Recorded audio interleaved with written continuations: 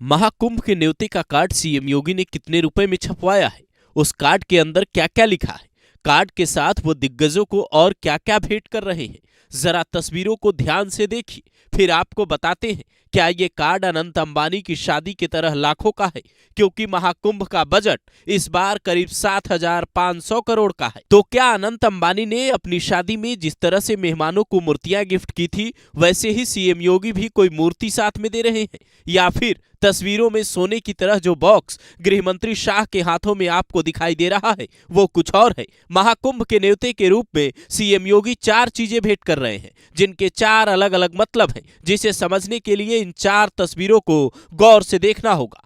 पहली तस्वीर है राष्ट्रपति द्रौपदी मुर्मू की, जिसमें सीएम योगी उन्हें महाकुंभ के न्योते के रूप में एक फोटो फ्रेम देते नजर आ रहे हैं। इस फोटो फ्रेम पर पूरे महाकुंभ का उद्देश्य लिखा है। यहाँ सर्व सिद्धि प्रदा कुंभ का मतलब है सभी प्रकार की सिद्धि प्रदान करने वाला कुंभ।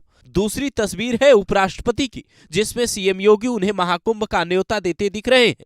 जो कार्ड योगी उन्हें दे रहे हैं उस पर क्या लिखा है, इसे जब हमने जूम कर देखा तो पता चला इस कार्ड के ऊपर श्री जगदीप धनखड़ माननीय उपराष्ट्रपति भारत नई दिल्ली लिखा हुआ है। जबकि तीसरी तस्वीर है केंद्रीय गृह मंत्री अमित शाह की, जिन्हें सीएम योगी एक भगवा कलर का बॉक्स और उसमें सोने की तरह चमकता हुआ कलश देते दिख रहे हैं। इस कलश का महत्व यहाँ क्यों है, जरा ये भी आपको समझना होगा। महाकुंभ की पौराणिक मान्यता ही कलश से शुरू होती है। कहते हैं अमृत की बूंदें कलश से छलकी थी, इसीलिए हर बार महाकुंभ से पहले एक खास कलश स्थापित किया जाता है और इस बार पीएम मोदी ने उस कलश की स्थापना प्रयागराज में की है। ऐसे में यह कलश अपने आप में खास है। हिंदू धर्म की मान्यता कहती है न्योते के रूप में अक्षत और सुपारी भी दिया जा सकता है।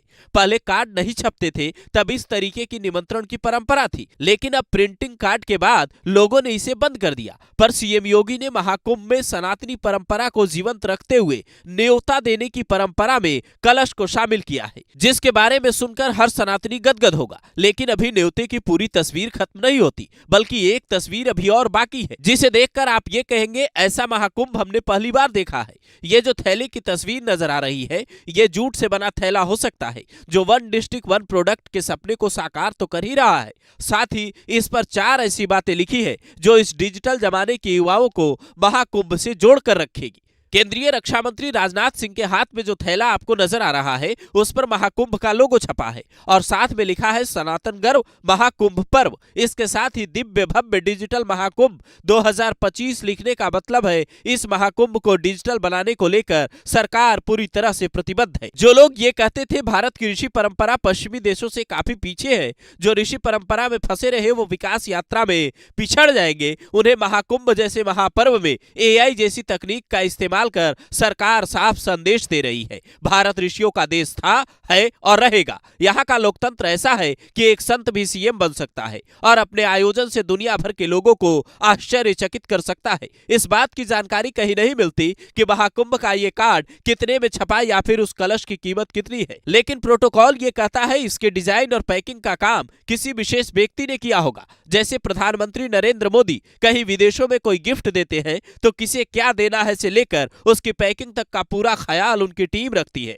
जैसे आपके घर में शादी के कार्ड का डिजाइन रिश्तेदार या घर वाले तय करते हैं और कौन कहां उसे पहुंचाएगा ये सब मिलकर तय करते हैं, ठीक वैसे ही महाकुंभ के न्योते के वितरण की जिम्मेदारी सीएम योगी ने अपने अलावा 2 और मंत्रियों ब्रजेश पाठक और स्वतंत्र देव सिंह को दी है, जिन्होंने बीते दिनों कई राज्यों में जाकर महाकुंभ का न्योता दिया। आप इस तस्वीर पर क्या कहेंगे? कमेंट कर अपनी राय जरूर दें।